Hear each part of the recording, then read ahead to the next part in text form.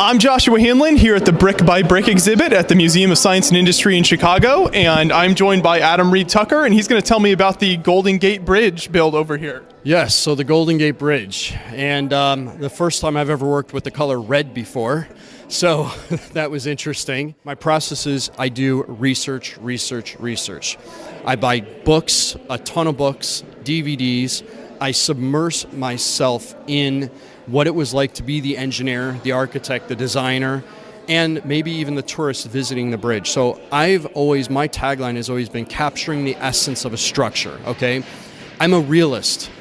I understand that in Legoland, you cannot make things realistic. So as a realist, I keep it real and I say, listen, if I'm not gonna make this thing look absolutely perfect, then I have to kind of dial it back and express the essence. So I don't get typically caught up in awnings of buildings. There are other people that do micro scale stuff amazing with all the fine details, but for me, I try and take more of a 40,000 foot view. So I don't get caught up in the detailing, and that's actually an area where I'm not interested in. I'm more interested in the sculptural form of a particular landmark. So here at the Golden Gate Bridge, a couple of the things that were noted out to me when I was doing my research was the bridge is the bridge not just because of the span. The bridge, it has its distinct Art Deco styling because of the context and the time that it was designed and built.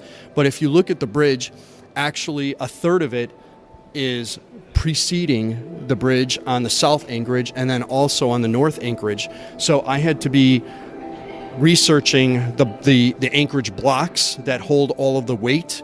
And then obviously on the other end, there's a famous landmark, and we had to, the designers had to build a suspension, or not a suspension, but an arch over that.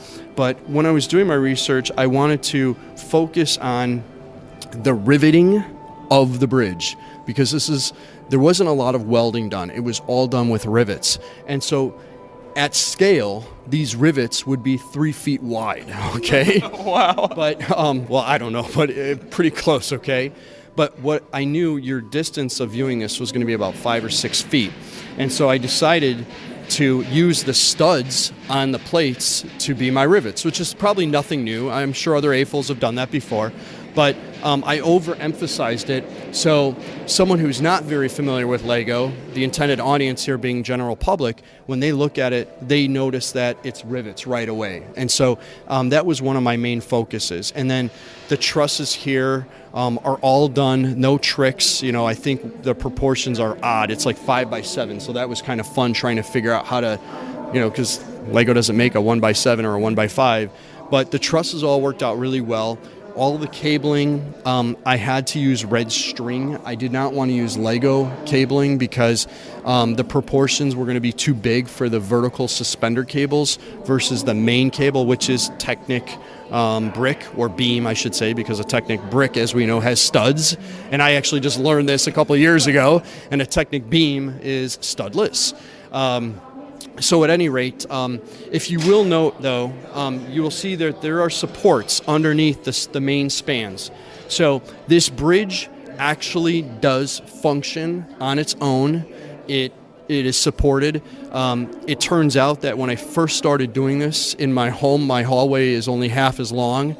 So it was interesting trying to test this. I had a little bit of a deflection in the center, and I realized that's because my anchorages were not heavy enough. So I actually had to do some number crunching to figure out what are the forces going through. So I actually had to have an engineering lab tell me what is the pull force of a Technic beam before it breaks. And the amount of weight going down through these towers. So I guess in short, this bridge actually acts like the real bridge. There's no tricks here. I could not, you know, make the truss be self-supported. It all has to act like the real bridge because of the scale here. Now, if this thing was 5 feet wide, you could probably have the bridge support itself and the cables are faked in. With this, that's not the case. But because the exhibit's going to be here for a year, and because I don't know about things like creep, which in the engineering world is a term, over time gravity has effects, and honestly I don't know the joints between the Technic beams, how tested they are or what they can. So what we had to do is we had to put some supports underneath the 40-foot span here, and that's just to ensure that a year from now the bridge will still be here for people to enjoy.